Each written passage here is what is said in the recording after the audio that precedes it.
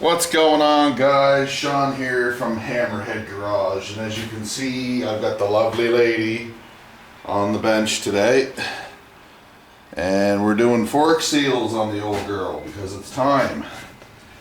And I was lucky enough to actually get some OEM Yamaha fork seals, and check this out.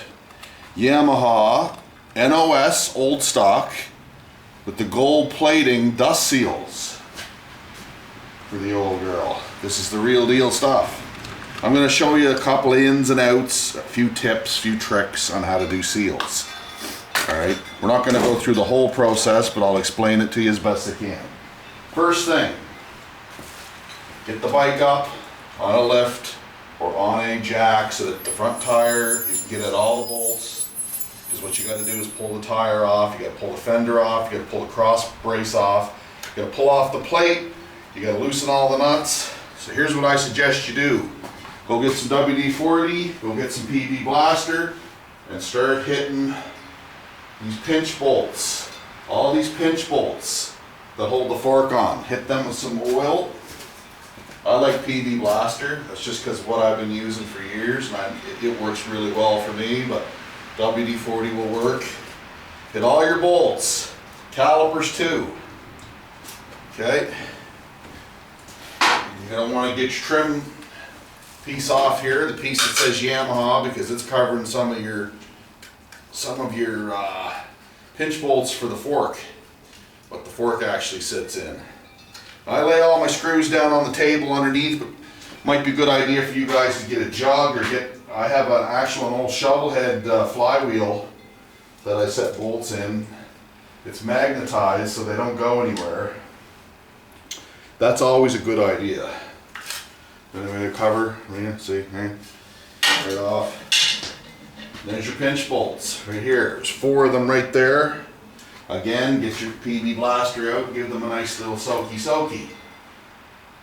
Be generous with this stuff. Give them a nice soak. Give them all a nice soak. Even soak them and then go in the house, have a coffee, beer, whatever you do, and come back out and then soak them again before you even try and remove the forks. Same with the bolts, on the calipers, all that other jazz. There's even a reflector here. There's a little rubber grommet that holds your brake line in. You're going to want to hit that with some PB Blaster as well, so you get the brake line out like that from the rubber. Now I'll show you another tip or trick or whatever you want to call it. I call it a tip, but it doesn't really matter. Hang on a second, boys. Bear with me here. Looking for something that I don't see. Anyway, doesn't matter.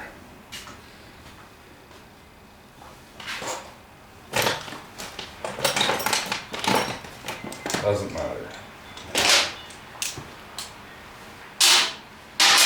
Get all your stuff, get all your sockets that fit out ahead of time here. Take it all off. These here bolts are 12mm on the Virago.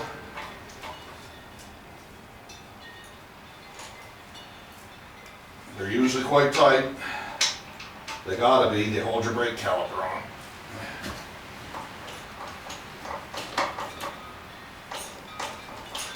So pull them suckers off.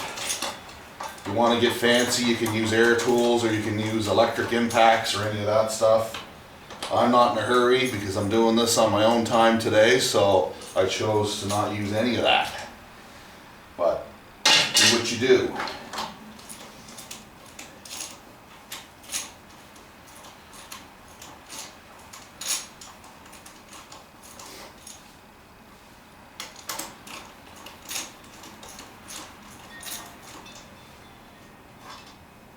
Now, caliper will come off with a little bit of coaxing. Slide it up, slide it off the rotor. They haven't been off in a while, they may take a little bit of coaxing to get off the brake pads off. Okay, when you get the caliper in this state, do not, I repeat, do not hang it by the brake hose like that. Okay, that's hard on these 35-year-old brake hoses.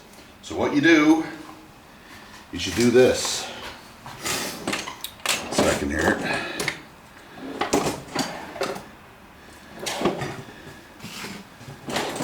Get yourself a nice zip tie.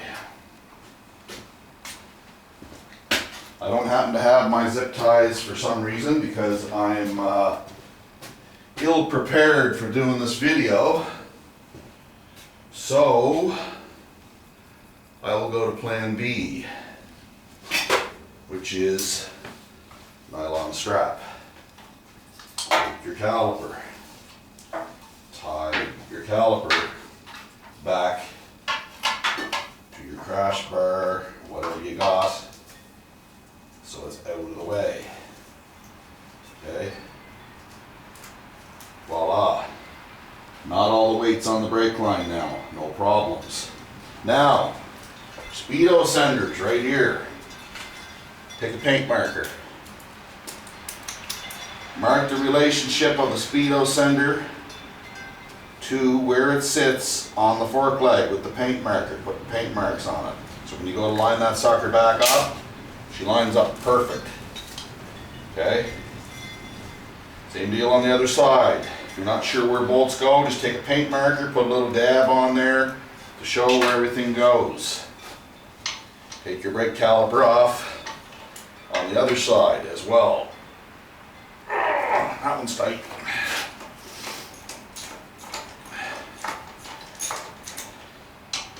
Don't lose the bolts. When you get the wheel off, check the wheel bearings. Now is the time to replace them if they're bad. You'll know if they're bad because they don't turn smoothly in the hub, and or if they're really bad, you'll see play in the bearing when you touch it with your fingers.